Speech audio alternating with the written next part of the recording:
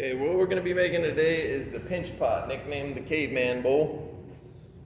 I don't know that this goes all the way back to that era, but I know clay goes back. It's one of the oldest arts. They argue that hieroglyphics may or may not have come first, but all the way back to the Mesopotamic era, we know that clay exists. They find artifacts all the time. It lasts thousands of years.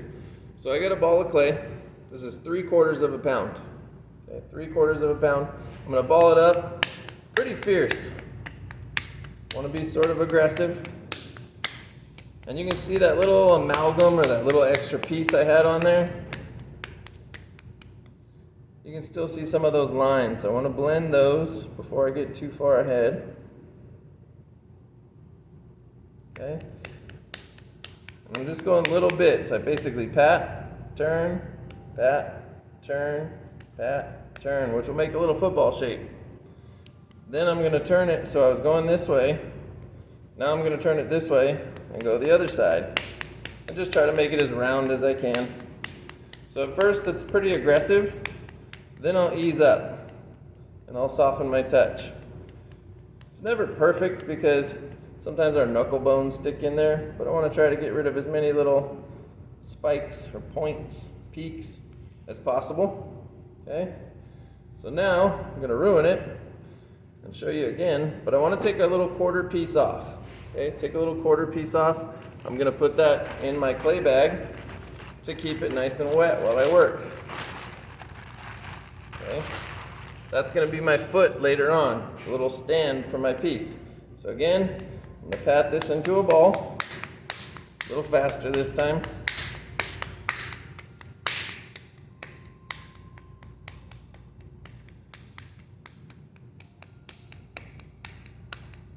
Okay, now I'm softening my touch, going a little lighter this time.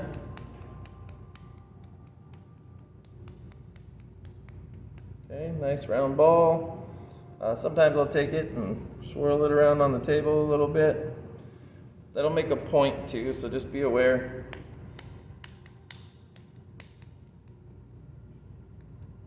So it starts pretty firm, and then I slowly ease off with the amount of pressure until I get a pretty round ball, pretty symmetric ball. Okay. Now I'm going to flatten one side on the table. Each time I grab it, I don't throw it in the same spot. Okay? I'm going to turn it. Turn it.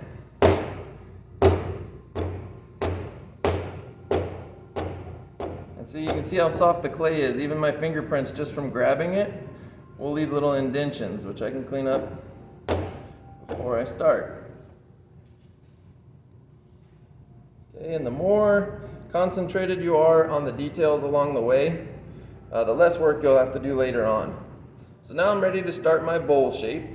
And so I'm going to shove my thumb in and down. I don't want to just go down because it'll be too broad and will cause what we call a blowout, which I'll show you later. So I push down. Okay, that's my first hole. Because I want depth. I want depth in this thing. Later on, if I want to widen it out, I can. So that it'll be a little, I go deep first, then later I can widen out. So now that I've got that first push, I want to scoot over just a little bit. So a little baby step, just partially. I don't want to go all the way over here, make a brand new hole. I want to go here, and I'm going to push. And I'm pushing down into my fingertips here. That's why we call it a pinch pot, because you're pinching the clay. So I'm going to pinch. Pinch, pinch, and notice I'm barely moving over. It's not a whole thumb, it's just barely over. And pinch, pinch, pinch, baby steps all the way around until I get a little bowl shape started. Okay, and I said, keep in mind, you want to keep things clean along the way. That little split already, I want to make sure I patch that early. Patch early, patch often. Any other cracks I may have at the bottom, which I don't, but I have little fingerprints, and that's okay. Those I'm okay with. So now that I've got a little bowl shape, I want to start at the very bottom. I don't start at the top up here because later it's hard to reach down in there. And like I said, I want depth first, then I'll decide how wide I'm going to go. So I'm going to go down here at the very bottom, and I'm going to pinch against my fingertips. Pinch. So you see that little divot where my thumb is? I'm barely gonna scoot over. Barely. Pinch. Barely scoot over, pinch. Okay? And I'll keep going until I can sort of feel my fingertips. My thumb can feel mainly my middle finger, but also my ring finger. My pointer is just kind of a guideline. It doesn't really matter which one you prefer, but I'm pinching in a spiral. So I'll show you. Just pinch, pinch, pinch. So now I've gone all the way around. I don't want to go any more thin because I don't want to make it weak. So now I'm going to move up just a little bit, and I'm going to pinch. Baby steps all the way around. I don't want to skip, okay? So I just want to go baby steps. Okay, going all the way around. Okay, I'm going to start speeding up just a little bit. Okay, now I'm ready to move up a little. So I'm moving up just a little bit, just where my clay is. It feels thin enough. I want it to be sturdy though too. I don't want it to be too paper thin, so if I set it down, it's going to collapse on the bottom and flatten my whole bottom out. I want it to be nice and domed. Okay. Okay, all the way around. Now I'm ready to move up a little bit more. I'm getting closer to the lip, but I'm still not to the lip yet. I'm just worried about the walls of my piece right now. So you can see by going in a nice little spiral or a circle as you move up the walls, it'll make everything nice and even, or at least as remotely even as you can with bare hands. Okay, now I'm ready to move to my lip. So you see the lip, a little thinner here, a little thicker over here. I'm going to even it out, but again, still going in a circle. Baby steps all the way around.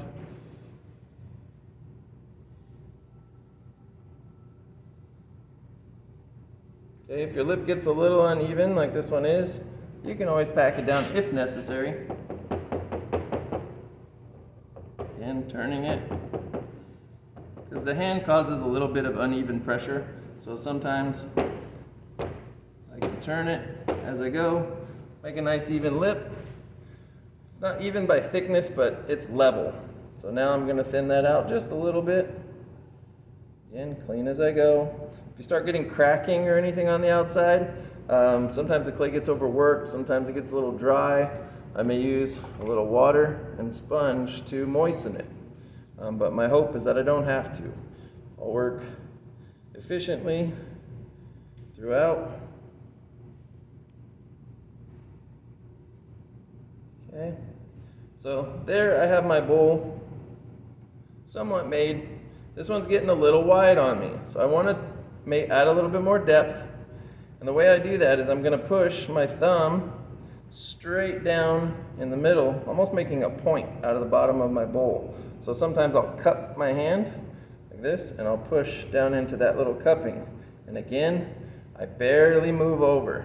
Every time I'm doing it, I barely move, barely move. I don't want to jump around.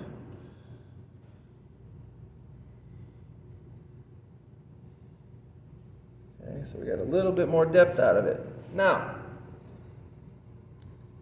I want to clean up a little bit before I move on to adding a foot.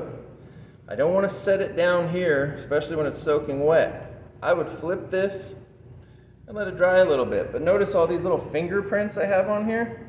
They're kind of a mess, and it's a lot of cleanup to do with the sponge. But I learned this technique from my dad. But you take the base of your thumb here. Okay? I cup my piece here. Notice it's kind of floppy because it hasn't firmed up yet. But I'm going to take my thumb and I'm going to roll my thumb as the piece rolls along the table. So here, this part of my thumb is just pressed inside. Light pressure, and I'll turn, see if I can show you a little bit better view here. So this one's just holding it up, allowing it to roll. This one is pushing down here. Okay, as I roll off camera. So you'll see the inside cleans up a little bit, but also the outside. The only spot that really hasn't, I got a little bit out here, which I can clean up, but right here, and that's where I'm going to end up putting my foot. So one more time. Okay, So at this point, I don't want to set my bowl like this because it's going to flatten my bottom out. I want more of a rounded bottom, especially if I'm going to use this as a cup or chalice or something like that. Okay, so I don't want to set it like that and then it turns flat on the bottom. I just worked to get a little bit of a peak out of that. Like so. So I would leave this upside down while I make the foot.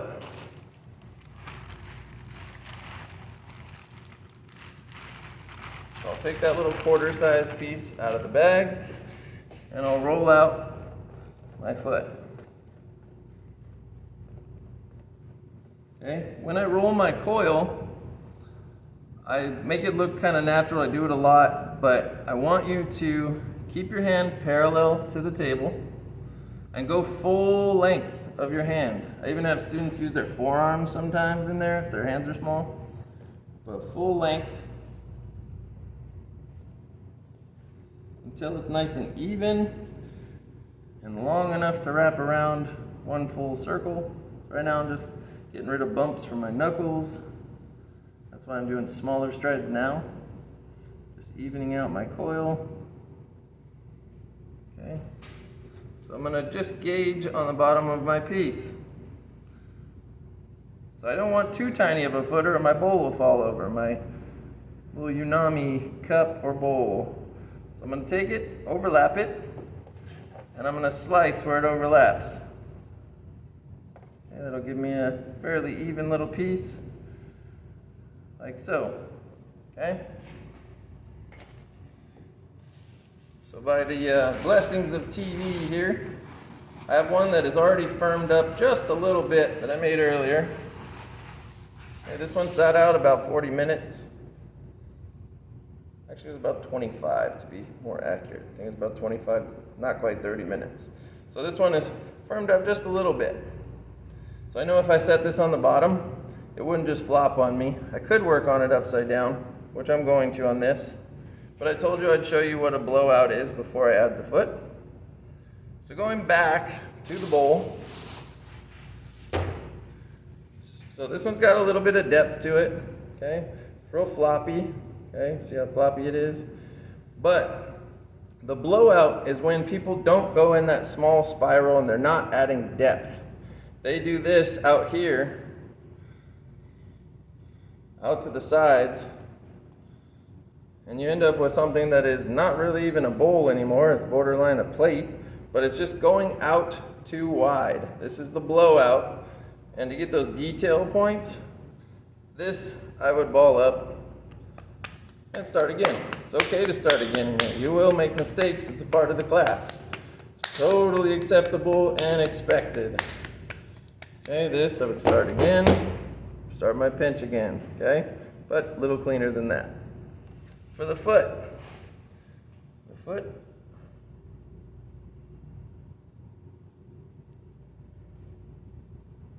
So I want mine about right there. I can piece this into chunks later, but I want a blended foot first. So right here, I'm gonna take, and I'm just gonna blend this little segmented piece slightly, just so that it stays together. Okay, I'm gonna make little marks around here, just tracing, so that I know where I want my foot to be. I don't mind if you set your foot somewhere over here, as long as it works and it balances, stays upright. I've had students make these into satellites, all kinds of different things. So right there's where I want mine. I've got a traced line. I'm gonna score or scratch. You gotta scratch to attach any piece that you want to stick on there, which I want this foot to stay on. So I'm scoring. And then I will add some slip. Let me score the bottom of my ring too. I'm going to blend that in advance because later I won't be able to get to it. But I'm going to score.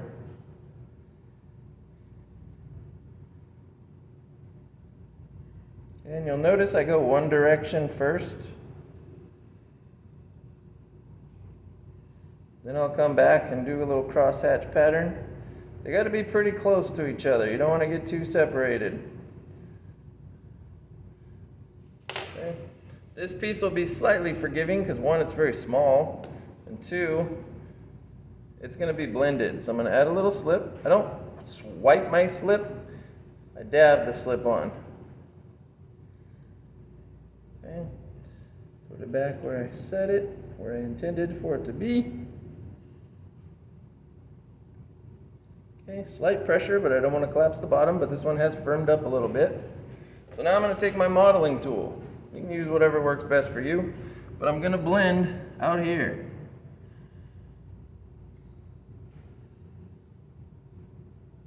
Okay, I went nice and slow because you can see it's got a nice little look to it. You could leave something like that as long as it was cleaned up really well, or like I know it's for composition's sake, not just that you didn't blend it. So I'll go a little faster to show you what would not be acceptable. It'll be acceptable by construction, but it wouldn't be acceptable grade-wise. So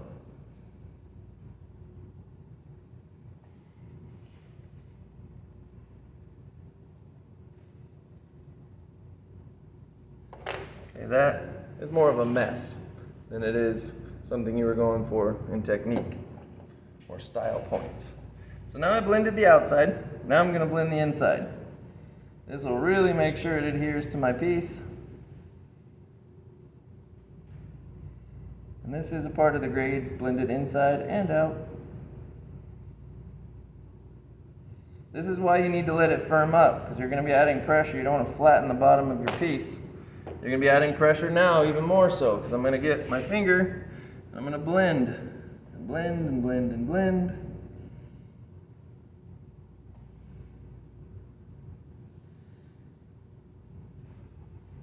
I'll clean up inside and outside of my blending. So I can see here too that part of my foot is a little uneven because that coil wasn't perfect. Never is. The more even it is along the way, and this is what I talk about, the more even and clean along the way, the less work you got to do later on. So now I'm blending the inside of that foot.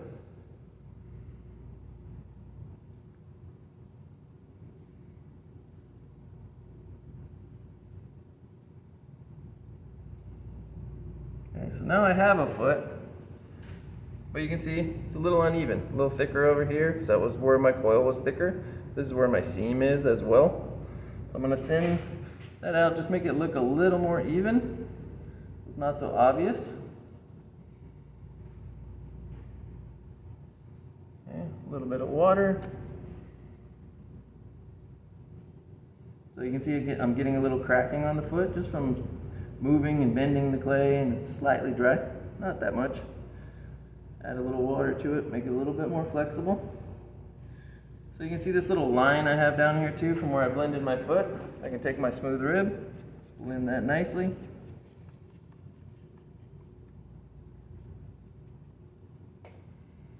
Okay, I personally am going to take this, I'm going to even this foot out later on. I don't have a banding wheel here or the wheel. But I'm going to level this foot out after I even it out. So I'll make it nice and even thickness wise, which will make some spots higher than others, as you can see. But I'll level it. I'll either take two blocks of wood or paint sticks, use a cutting wire and level it. If it sticks, I might take it on a banding wheel and just slowly cut through a nice straight line. But I have my foot on there.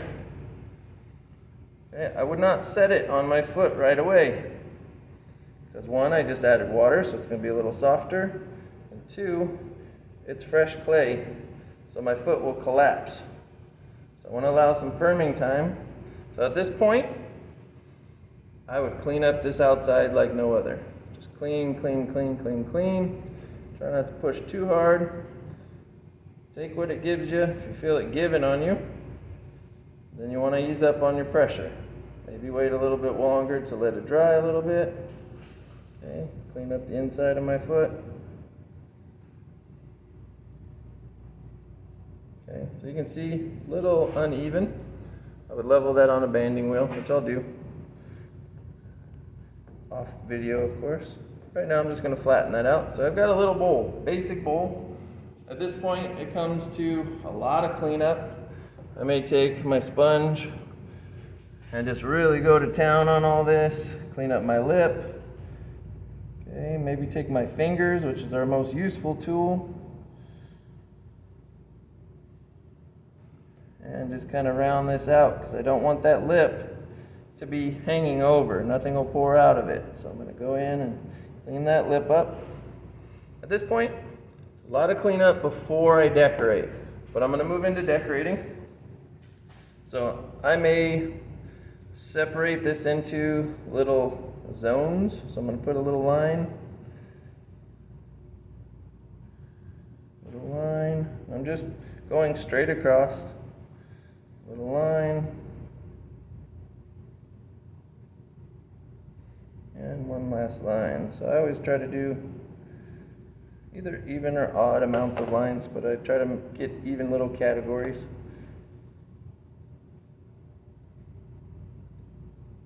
Or even little spots there. So you can just see my little designated areas. Okay? So these I might squeeze because I want to thin this lip out. This lip's way too thick. But I'll squeeze in between those lines. Where the line is, I'm not going to touch. This will hopefully give me a little flower pattern.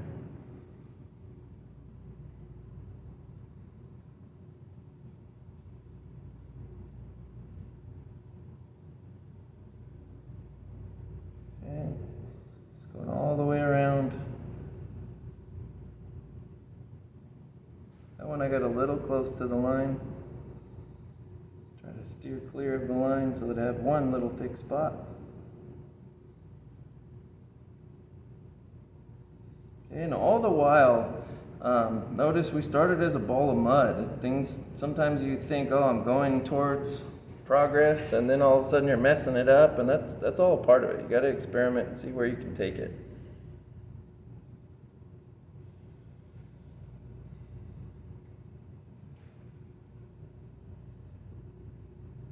Okay, so later I'm going to pull these out with a little bit of water.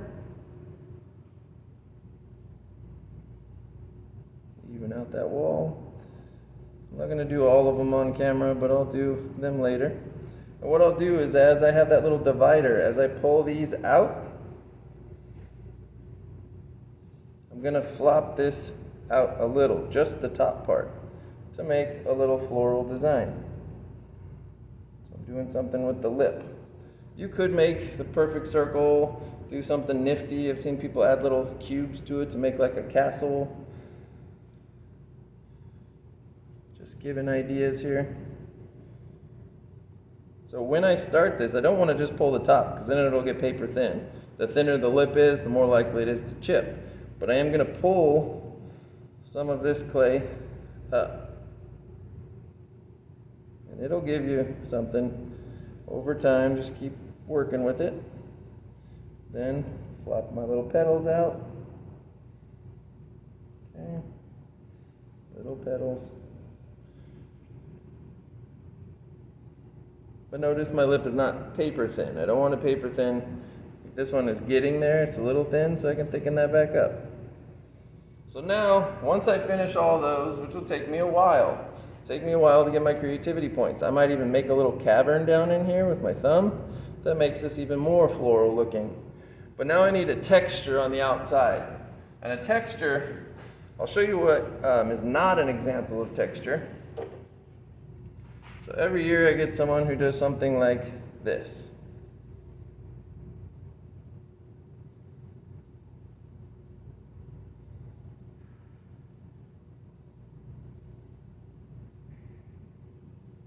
Okay, that is not a texture. That's a design. It looks nice. Drawings, things like that are usually not a texture. A texture has to be a variable or a variation in the depth of clay. So if I carve in between, like I carved out a little groove, that's not texture. Now if I shave one side down, that will become texture. So I'll give you a few examples. So say I took that one, that design, and I shaved down. Okay, and this is a little too wet for carving. I'd like this to be a little bit more leather hard. So I shave down, and I do it again. I shave down, Again, see how it's sticking? That's because it's wet. It's not leather hard yet.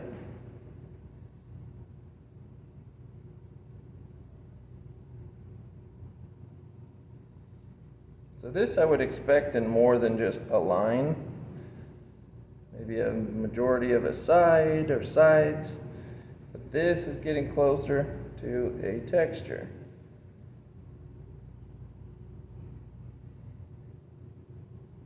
So you can see how sticky it is. Again, it's wet. It's not leather hard. If I were to wait until this is leather hard, this would be a lot easier to clean up.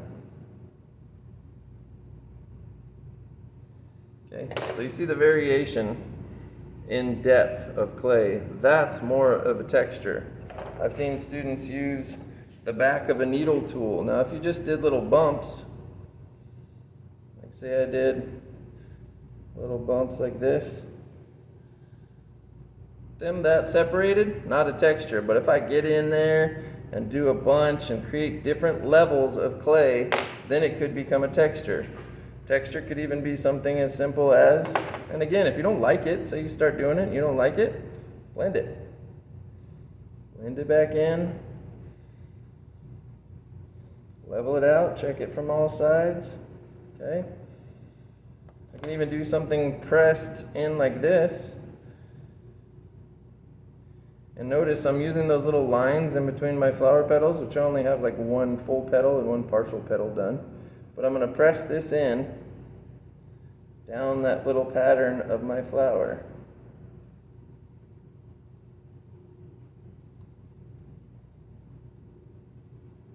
Okay, if I do a bunch of those, that could create a texture.